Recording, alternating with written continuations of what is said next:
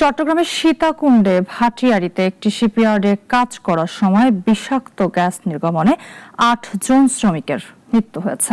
আরও বেশ কয়েকজন হাসপাতালে চিকিৎসাধীন রয়েছেন। তাদের অবস্থাও বেশ আশঙ্কাজনক। নাঈম আহমেদ কপিলের প্রতিবেদনে আরও জানাচ্ছেন শাশ্বতী সরকার। চট্টগ্রামের সীতাকুণ্ডের ভাটিয়ারীর শিপ ব্রেকিং ইয়ার্ড এলাকায় প্রতিদিনের মতোই ছিল কর্মচাঞ্চল্য।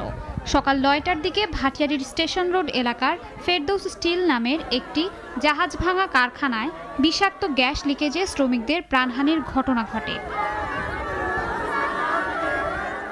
একটি জাহাজে কাজ করছিলেন শ্রমিকরা।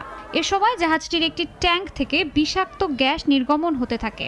একসময় দেখতে গিয়ে তাদের কয়েকজন অজ্ঞান হয়ে পড়লে মুহূর্তেই ছড়িয়ে পড়ে আতঙ্ক। গুরুতর অবস্থায় কয়েকজন শ্রমিককে উদ্ধার করে পাঠানো হয় হাসপাতালে।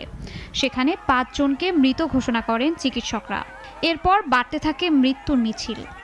তখন ওদের প্ল্যান ছিল, কিন্তু ওদের অবহেলার কারণে আমাদের বাইরে এখানে যারা ম্যানেজার যারা দায়িত্বে ছিল এরা সবাই পালিয়ে গেছে। এখানে অবহেলিত কারণে এরা গেটে তালা দিয়ে দেয়, আমাদের মানুষকে ঢুকতে দেয় নাই এবং ওকে বাইরে হতে দেয় নাই। এখানে লুকে রাখছে 7 জন। আমাদেরকে এত চেষ্টা করছি যেতে দেয় নাই। 2 ঘন্টা ধরে এখানে বসে আছি।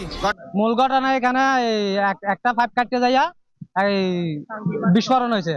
সেফটি অফিসার ছাড়া ওইখানে ওরা গ্যাস নিষ্ক্রিয় করতে গিয়েছিল। প্রত্যক্ষদর্শীরা জানায় শিপইয়ার্ডের ভেতরে থাকা কয়েকজন শ্রমিককে আহত অবস্থায় পড়ে থাকতেও দেখা যায়। এ সময় বিক্ষুব্ধরা কারখানায় ভাঙচুর করতে গেলে পুলিশ গিয়ে পরিস্থিতি নিয়ন্ত্রণে আনে।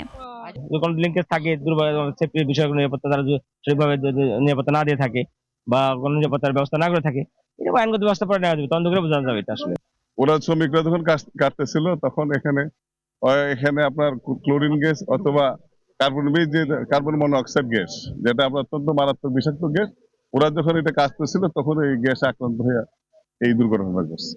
হাসপাতালে নেয়া বাকি শ্রমিকদের প্রয়োজনীয় চিকিৎসা দেয়া হচ্ছে।